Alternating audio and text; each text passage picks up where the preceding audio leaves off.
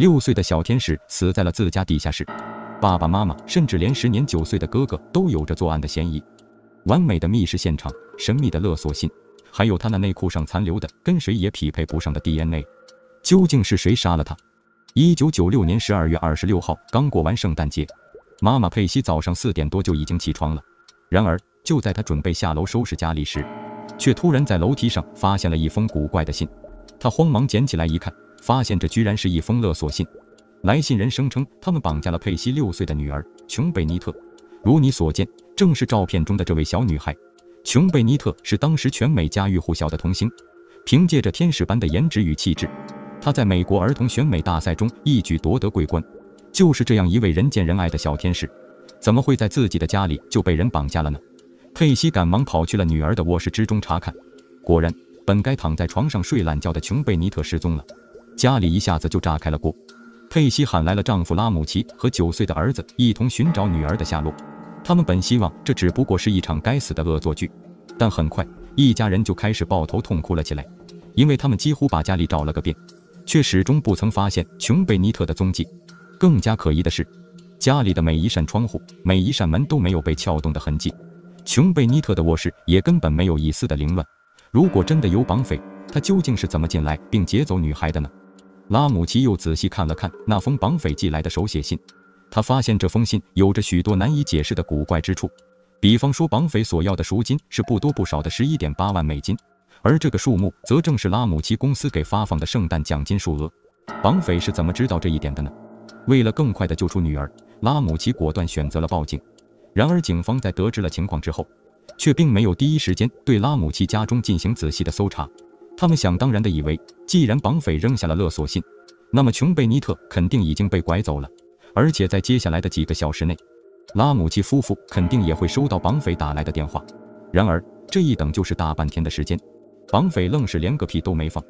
拉姆齐意识到不对劲，便又将家里给搜寻了一遍，但就在此前未曾查看过的地下室里，他突然发现了女儿的尸体。此时的琼贝尼特衣衫不整地躺在水泥地上，她的脖子上缠着一根尼龙绳，嘴上糊着胶带，头部有着明显的被钝器击打的痕迹。她的身下有疑似被侵犯过的痕迹，但并不明显。法医在她的内裤上提取到了疑似凶手的 DNA 残留，后来经过比对，竟没有任何一个嫌疑人的 DNA 与此匹配。验尸结果显示，琼贝尼特死于机械性窒息，死亡时间则是在24小时之内。凶手应该是先用棍棒将她敲晕，接着又用尼龙绳和一支画笔做成了一副绞刑架。琼贝尼特是在昏迷状态下被凶手给活活绞死的，而凶手所用的这支画笔本该在母亲的美术室里，凶手又是怎么拿到的呢？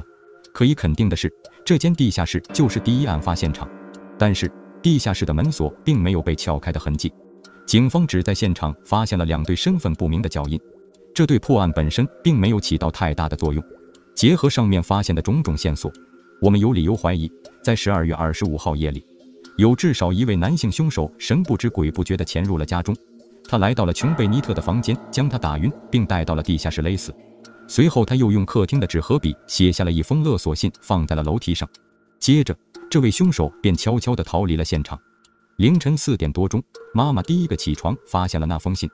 8个小时后，爸爸在地下室中找到了女儿的尸体。如果说这个凶手真的来自外面，要想把现场处理得这么干净，未免太过神通广大了，不是吗？所以就连警方也不由得怀疑，这到底是不是拉姆齐一家人在故意贼喊捉贼呢？真凶有没有可能就在剩下的这3人中间？又或者他们全部都是凶手呢？怀疑归怀疑，却始终没有像样的证据。通过进行笔迹比对，可以确认勒索信不是出自3人之手，而且琼贝尼特内裤上的 DNA 也不属于他们仨中的任何一个人，更不用说他们还都没有杀害琼贝尼特的动机。至此，案件陷入了僵局，警方无计可施。小美后遇害的消息几乎是一夜之间传遍了全美的每一个角落，人们无论如何也想不通，怎么会有人忍心对这样一位可爱的小天使下此毒手？拉姆齐一家人既是受害者又是嫌疑人，自然而然也就成为了舆论交锋的重点。由于迟迟抓不到凶手，舆论开始一边倒地认定拉姆齐夫妇就是杀害女儿的真凶。关键是拉姆齐对此还没法狡辩，往后几年的时间里，他们都顶着一个杀女凶手的帽子生活着。到了2006年，拉姆齐的妻子郁郁而终，而就在他去世2个月后，案件却突然迎来了转机。一个41岁的男教师声称自己杀害了琼贝尼特，他还绘声绘色地描述了案发时的种种细节，表示自己做这一切不过是因为太过喜爱她了。就在人们以为这桩悬案将会就此解开之时，警方却发现，在琼贝尼特遇害期间，这个男人根本就不在美国国内，而且他所说的种种犯罪细节根本就与事实不符，大概率他就是为了炒作自己才这么说的。这桩案子同样也引起了华人神探李昌钰的注意，他在对案发现场的证据研究了之后，抛出了一个结论。李昌钰认为，琼贝尼特内裤上残留的那一丁点的 DNA 根本不足以说明任何问题，那十有八九是从制作过程中转化的 DNA。你就算随便打开一个未拆封的内裤，那上面都有可能存在少量未知的 DNA。所以光通过比对内裤上的 DNA 来判定凶手显然是很荒唐的。这也就是说，拉姆齐一家人依然存在相当大的嫌疑谋杀了琼贝尼特。目前来看，网友们普遍认同的观点有这么两种，其一就是凶手是外来入侵的，只是由于他太过狡猾，或者作案后不久便去世了，这才令警方迟迟未能将他抓获。另一种观点认为，真正的凶手很有可能就是琼贝尼特的哥哥，虽然他当时才不过9岁多一点，但凭他的力气，要想除掉仅有6岁的妹妹还是绰绰有余的。这种观点认为，哥哥很有可能是在无意中与妹妹起了争执，一怒之下便用棍棒打晕了妹妹，随后他又担心妹妹醒来会向父母告状，便索性用绳子绞死了妹妹。后来意识到铸成大错的他，又将事情告知了父母。拉姆齐夫妇很有可能是为了保护儿子，才故意设计了这桩谜一样的密室杀人的戏码。不过这种说法同样的存在巨大的漏洞，而且当地警方也早已针对这种可能性反复调查过许多遍。倘若哥哥果真是凶手，断然不会一丁点的破绽都没有。多年后，当他再度提起妹妹去世的场景时，